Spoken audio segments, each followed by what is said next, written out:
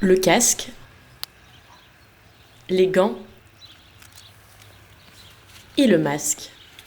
Lana s'équipe pour une démonstration de motocross. Elle n'a que 10 ans et pourtant, depuis 1 an et demi, elle enchaîne les compétitions partout en France et collectionne déjà une dizaine de récompenses. Pour cette jeune Meusienne, le motocross, c'est un sport où elle peut s'épanouir totalement. J'aime bien parce que je me sens libre, je sais que je peux tout faire, que si j'ai envie d'essayer quelque chose, je pourrais le faire.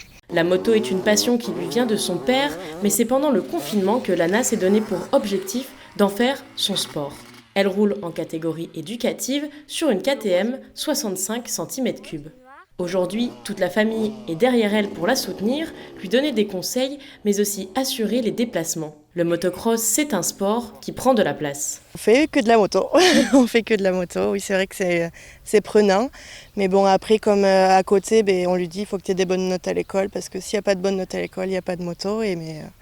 Mais du coup, elle travaille très bien à l'école. Et puis, les jours de repos, c'est moto. On l'accompagne, on fait ce qu'on peut. Et puis, on lui dit de faire attention. Et puis, ce qui est bien, c'est que c'est une petite qui fait quand même pas mal attention. Ouais. 3 entraînements de plusieurs heures par semaine sont nécessaires pour rester au niveau et sans cesse s'améliorer. Au total, la jeune pilote répète 20 heures par mois pour tenter de s'imposer dans les différentes compétitions de motocross. Et quand elle n'est pas assise sur sa KTM, Lana s'occupe de la mécanique de sa moto. Donc la vidange, on a une vis ici, on doit lever pour y accéder. Lana ne compte pas s'arrêter là. Si elle s'est mise au motocross, c'est pour une raison bien précise.